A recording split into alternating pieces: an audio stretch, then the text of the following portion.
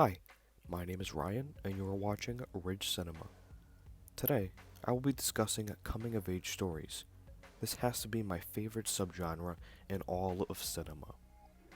There are various mediums tackling the subject, but I'm just going to stick to my favorite film. Awesome! Totally awesome! After all, coming-of-age is an underrated category, as they showcase something everyone can relate to.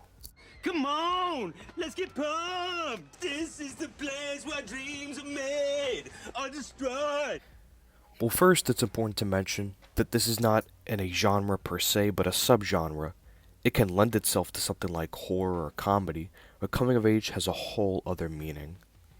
These films represent one's youth and tackle serious moments in people's lives. It leads to why I love these films. We got a problem here? We got a problem, nigga?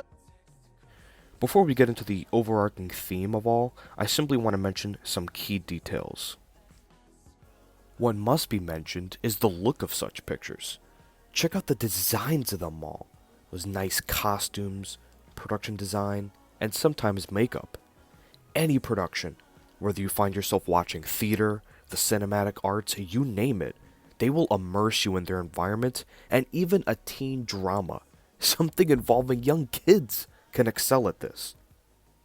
What the filmmakers want to do is capture a specific point in time, and overdoing it would prove jarring.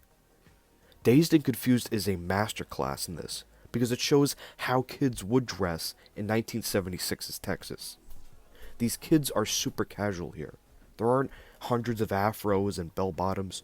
Sure, some people wore that, but others had their own sense of fashion. You can still tell it's very much a 70s period piece.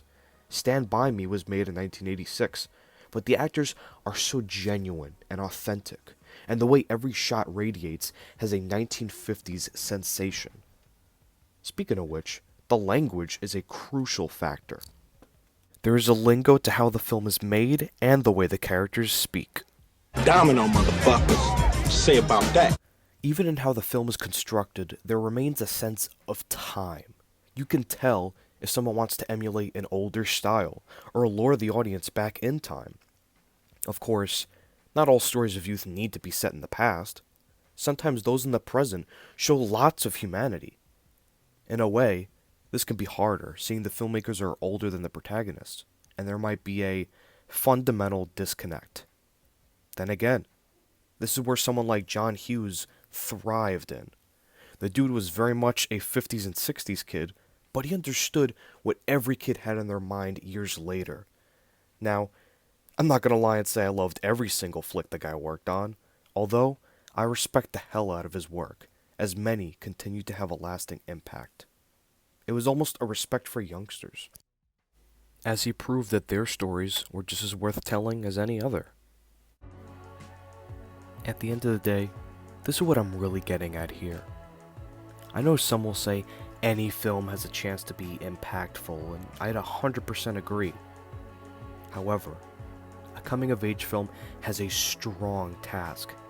Anyone could just shoot down that there are more important stories, more entertaining movies out there, but that could be a little upsetting.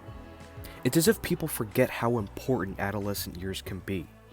People are transitioning to adulthood, or just getting started on the thought of growing up. Like lifelong friendships can start, or even grudges begin at this time. Genuine love can be discovered at such a young age. For all the cheerful, joyous memories we have, things can become downright heartbreaking.